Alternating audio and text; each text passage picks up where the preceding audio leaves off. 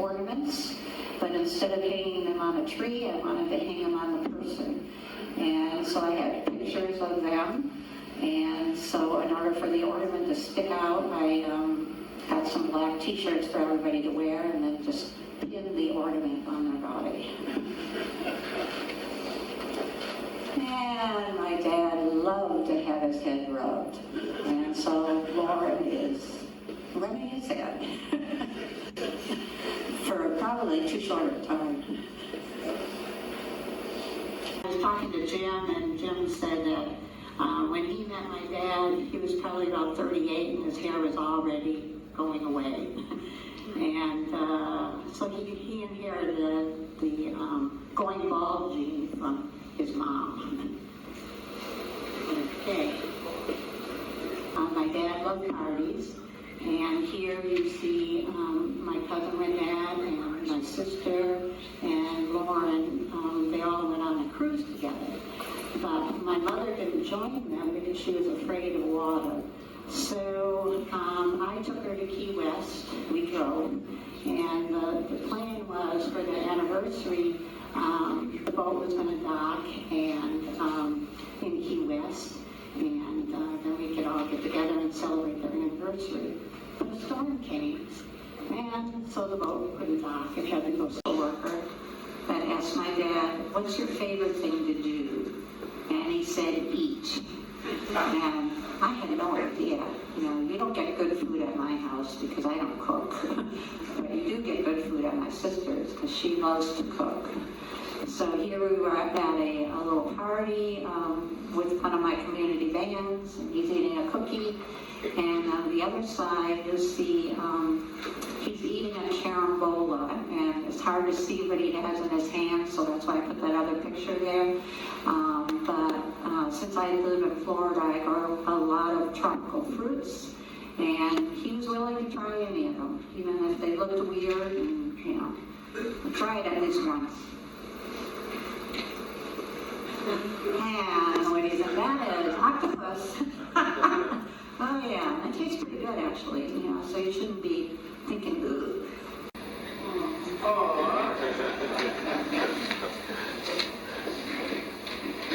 So, but they're both ladies, you know, we couldn't find a men's in the style, but my dad was okay with wearing a ladies shirt. Her son up here, and her daughter lives nearby, and so there's like a park right across the street from the house. So we were sitting in the park. I was riding my bike, and then my dad, he decided to buy me this Santa suit for Christmas. They were fit kind of tight, but I wore it anyhow, you know, for fun. My dad. So here's another alternative idea for meditation, and you hear meditative music and stories and flashing lights. So my dad tried that. He actually liked that a lot. My dad tried the red light sauna. This one he didn't like. He felt like he was in a coffin, you know? And it was way too hot for him. House. And at one time there was a stove in there, and you know, you have this nice house, but let's go to the chicken coop and party, okay?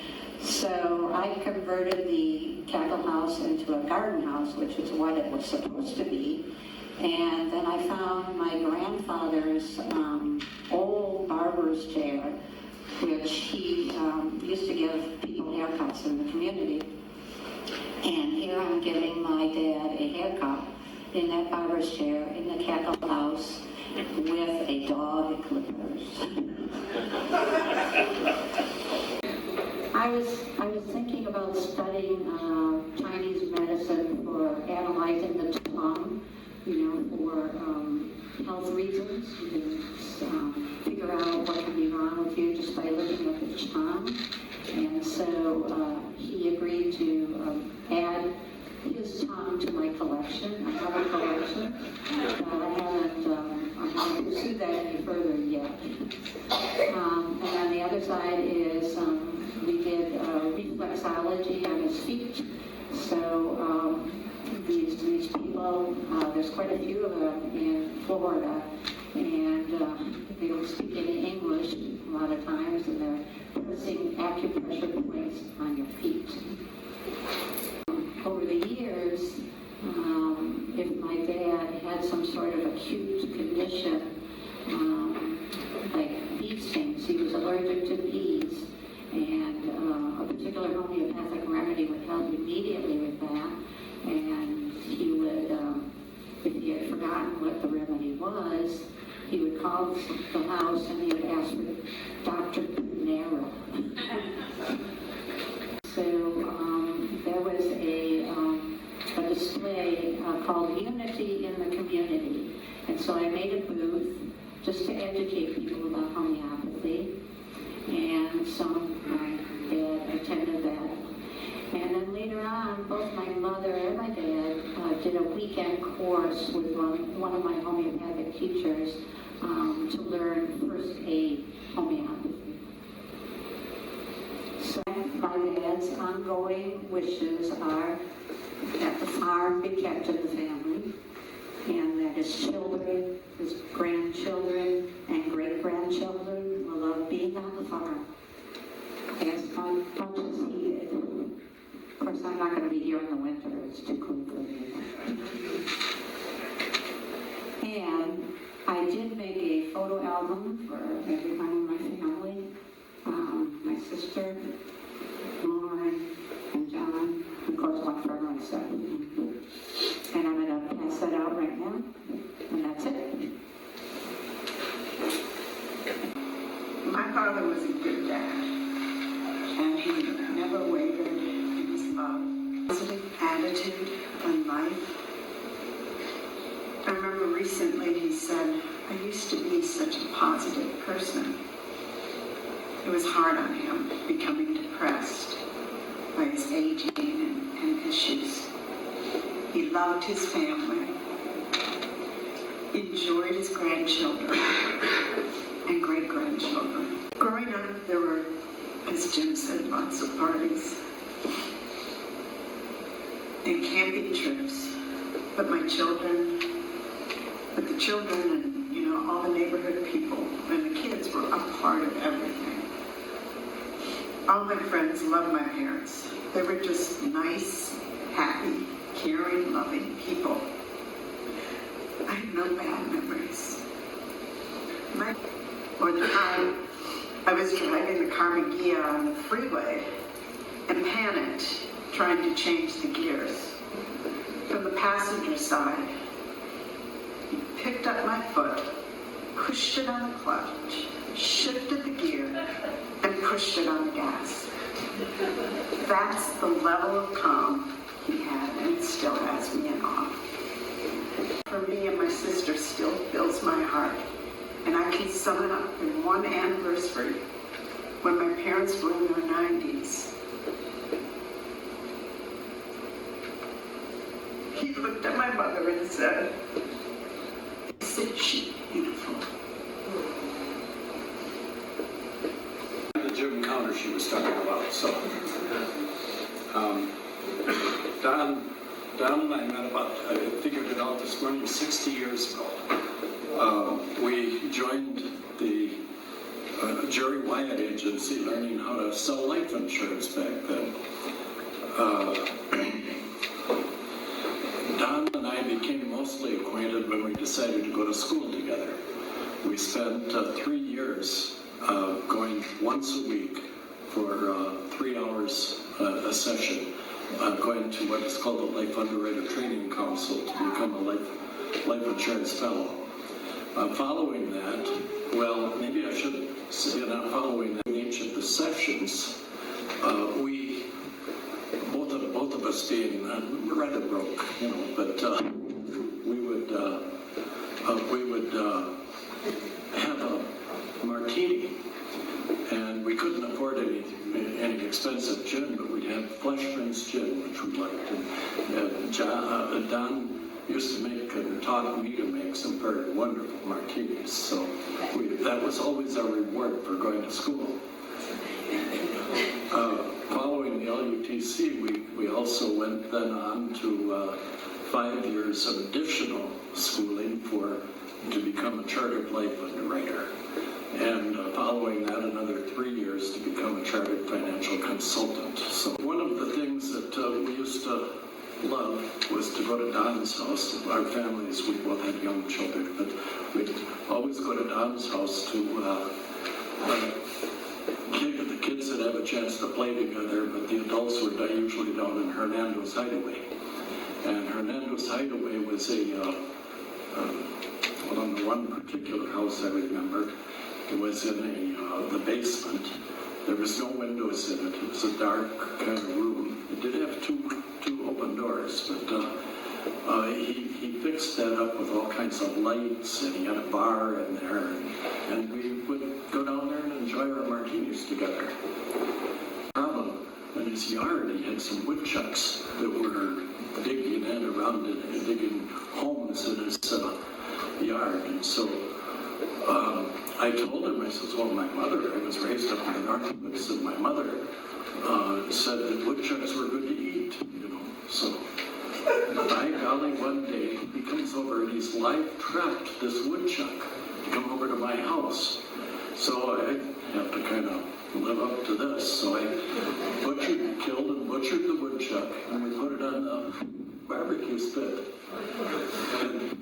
And back then, we always had to make the kids eat a bite of anything, even if they didn't want to. You know, they had to have a bite. So we all had a bite of the woodchuck, and you know, it's kind of like chicken, I guess. But up on the St. Croix River, way north near St. Croix Falls, and we would wilderness camp on the Northern States Power land up there. So it was wilderness camping. You know, the first thing you did was to dig a little pit to relieve yourself, you know. But we were having dinner one night, and Don, of course, was usually the cook. And we have this tarp up with four corners and 4 poles on it. And where Don's cooking under the tarp, because it looked like it was going to rain, and pretty quick it started to rain, and the wind started to blow. And the whole tarp was going to blow away, so we had one of us on each corner holding the stake down while the wind was blowing and Don was still. I found out the next morning that a tornado had gone through 2 miles north of us. So Don, all of my memories of Don are extremely positive. So I look out today and I see so many faces and so many lives that he touched in so many ways. And it was our blessing for each of us that knew him. He was a blessing to me. He taught me a lot. He taught me a lot about life. He talked about positive attitudes and always looking at the glass half full rather than half empty. And I know where he's at. I know that he's in heaven with our Lord and Savior Jesus Christ. And let Don be a good example of his faith. Thank you. Don wasn't just another Legionnaire. He was in our organization for what I figure 78 years. I believe he joined when he was 20 years old, right after he got out of the service. And that's a long time to be in any organization, much less the Legion, where you serve your country each and every day. We invite all the veterans to salute Don with a departing salute at the time we finish ours. Thank you.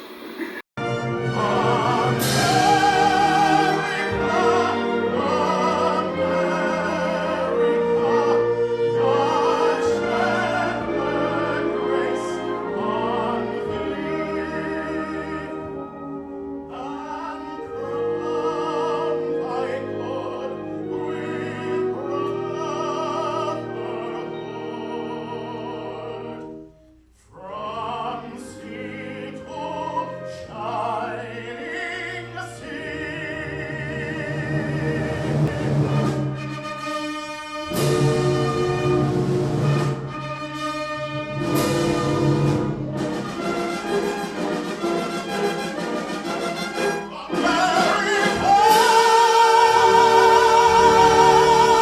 read some verses.